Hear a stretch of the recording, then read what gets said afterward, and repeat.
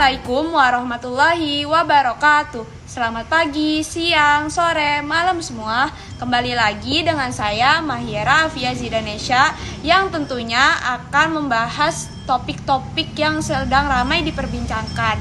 Nah, kali ini saya mau membahas tentang Strategi Nasional Keuangan Inklusif dan Program Keuangan Inklusif. Bank Wakaf Mikro Babul Maghfirah.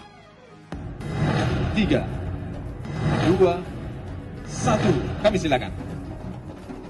Dengan ditandai penabuhan rapai ini, maka Bank Wakaf Mikro Babul Maghfirah telah diresmikan. Pondok pesantren Babul Maghfirah ini bisa menerima Bank Wakaf Mikro sebagai tambahan pengabdian kita kepada umat. Bagaimana kita meningkatkan taraf hidup umat kita, ya. Yang ini tentunya akan memberikan tambahan value atau nilai bagi pondok pesantren kepada umat, ya, di sekitar. Nah, udah pada nonton kan yang tadi? Teman-teman pada ngerti nggak nih maksud dari berita itu tuh apa sih? Nah, terus gimana sih solusi sama tanggapannya? Nah, kita harus lihat materi berikut ini dulu nih. Strategi Nasional Keuangan Inklusif adalah strategi nasional yang memuat tujuan, cara mencapai tujuan, sasaran, dan target keuangan inklusif dalam rangka mendorong pertumbuhan ekonomi, percepatan penanggulangan kemiskinan, dan pengurangan kesenjangan antara individu dan antar daerah dalam rangka mewujudkan kesejahteraan masyarakat Indonesia. Tujuan dari Strategi Nasional Keuangan Inklusif yaitu mendorong pertumbuhan ekonomi, menekan indeks Gini, mengurangi ketimpangan ekonomi antara desa dan kota, dan penanggulangan kemiskinan. SNKI berfungsi sebagai pedoman bagi kementerian atau lembaga anggota DNKI dalam menyusun kebijakan sektoral yang terkait dengan keuangan inklusif. Selain itu juga sebagai sarana untuk menyinergikan dokumen Rencana Pembangunan Jangka Menengah Nasional, Rencana Pembangunan Jangka Menengah Daerah, Rencana Kerja Pemerintah, Rencana Kerja Pemerintah Daerah, dan SDGs yang terkait di Indonesia, serta sebagai bahan penyusunan dan penyesuaian kebijakan daerah. Selanjutnya, saya akan membahas 6 pilar yang ada di Strategi Nasional Keuangan Inklusif. Yang pertama, ada edukasi keuangan. Edukasi keuangan merupakan strategi kebijakan untuk meningkatkan kapabilitas dalam mengelola keuangan yang dimulai dengan peningkatan pemahaman dan kesadaran masyarakat mengenai produk dan jasa keuangan. Ruang lingkup edukasi keuangan ini salah satunya adalah pengetahuan dan kesadaran tentang ragam produk dan jasa keuangan.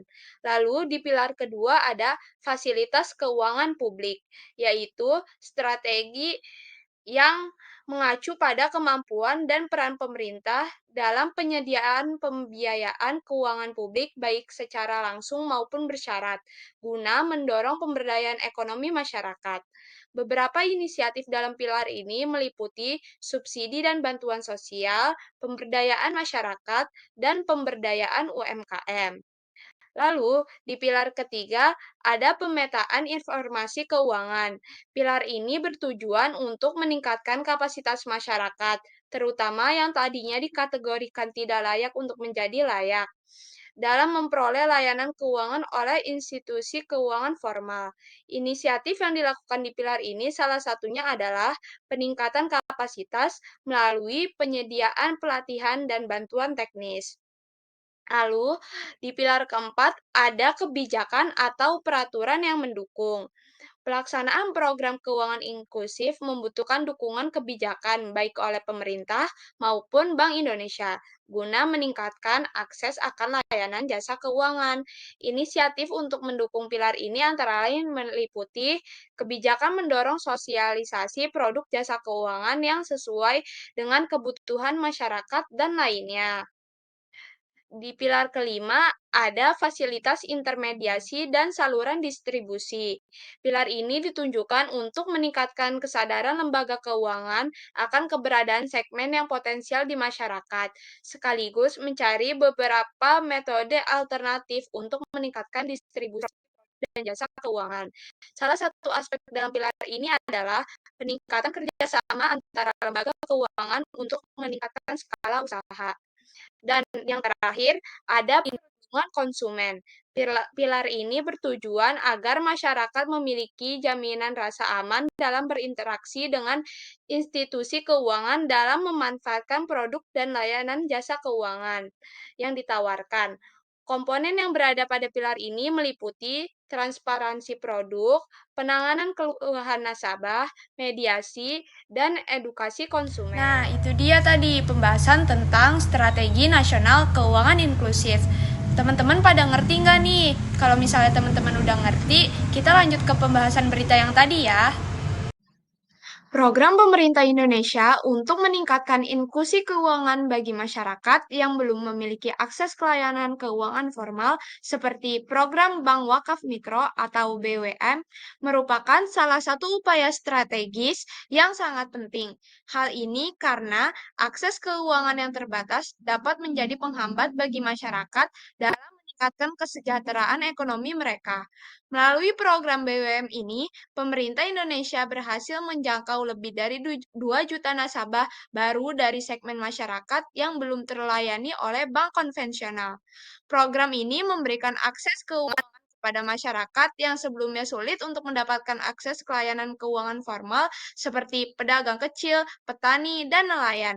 BWM telah memberikan tambahan permodalan bagi masyarakat kecil, terutama bagi yang belum bankable. BWM juga telah berperan dalam menambah pengetahuan masyarakat tentang keuangan syariah, yang pada akhirnya dapat memberikan manfaat bagi perekonomian mereka. Dengan demikian, program BWM dapat dianggap berhasil dalam meningkatkan inklusi keuangan di Indonesia. Namun, ada beberapa tantangan nih yang perlu diatasi dalam upaya meningkatkan inklusi keuangan di Indonesia. Salah satunya adalah rendahnya tingkat literasi keuangan di kalangan masyarakat. Banyak masyarakat yang belum memahami pentingnya mengelola keuangan dan penggunaan produk keuangan yang tepat. Oleh karena itu, perlu ada upaya untuk meningkatkan literasi keuangan di kalangan masyarakat, termasuk melalui program edukasi dan pelatihan. Selain itu, masih terdapat kesenjangan antara wilayah perkotaan dan pedesaan dalam hal akses keuangan. Masyarakat di daerah pedesaan masih kesulitan untuk mengakses layanan keuangan formal karena keterbatasan infrastruktur dan jarak yang jauh. Oleh karena itu, perlu ada upaya untuk meningkatkan akses keuangan di daerah pedesaan, seperti dengan mendirikan kantor cabang bank yang lebih banyak di daerah pedesaan dan memperluas jaringan ATM. Secara keseluruhan, program pemerintah Indonesia untuk meningkatkan inklusi keuangan bagi masyarakat yang belum memiliki akses ke layanan keuangan formal adalah langkah yang sangat positif.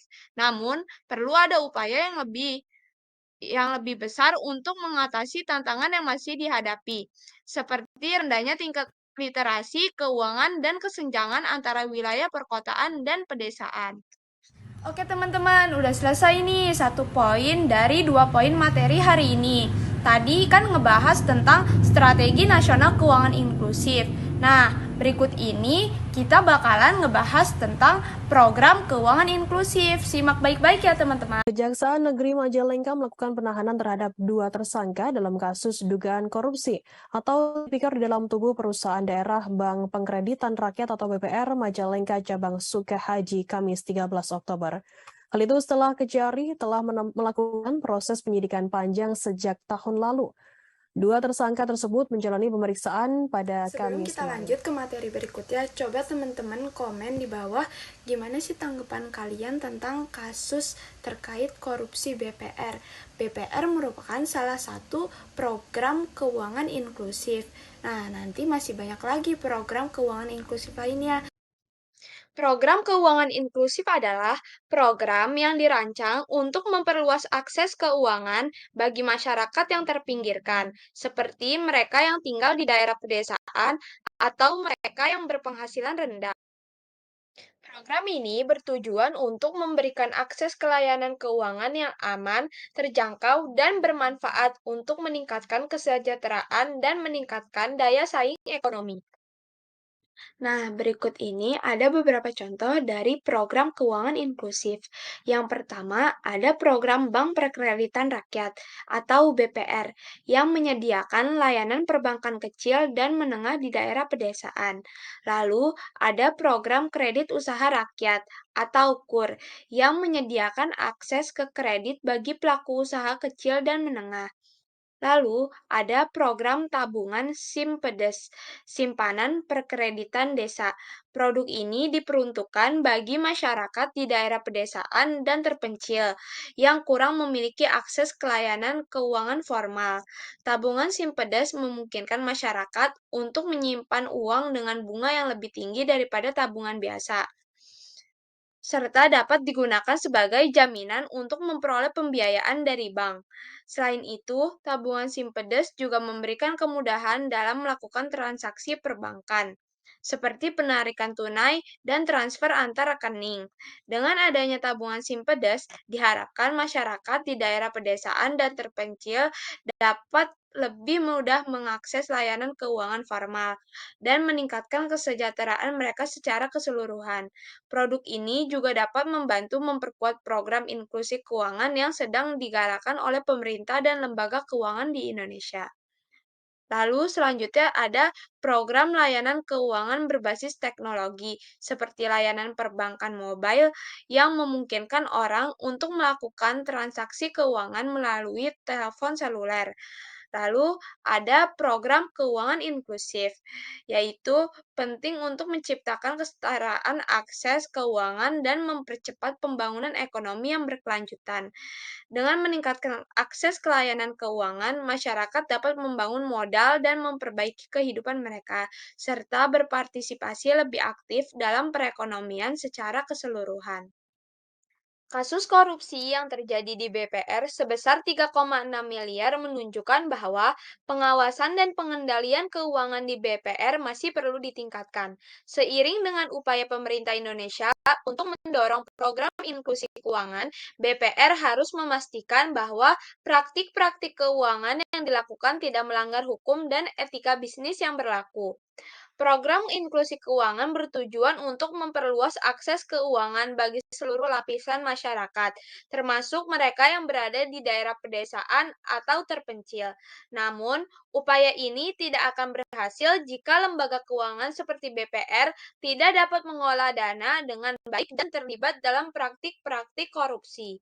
Maka dari itu, pemerintah dan pihak terkait perlu memperkuat pengawasan terhadap BPR untuk memastikan bahwa lembaga tersebut dapat berkontribusi pada program inklusi keuangan dengan cara yang positif dan sesuai dengan hukum. Hal ini juga dapat memberikan kepercayaan kepada masyarakat dalam menggunakan layanan keuangan yang tersedia di BPR, sehingga dapat meningkatkan kesejahteraan dan perekonomian secara keseluruhan. Nah, akhirnya selesai juga nih materi kita hari ini tentang Strategi Nasional Keuangan Inklusif dan Program Keuangan Inklusif. Semoga bermanfaat ya teman-teman. Saya Mahira Fiazidanesha pamit undur diri. Wabillahi taufiq wal hidayah. Wassalamualaikum warahmatullahi wabarakatuh.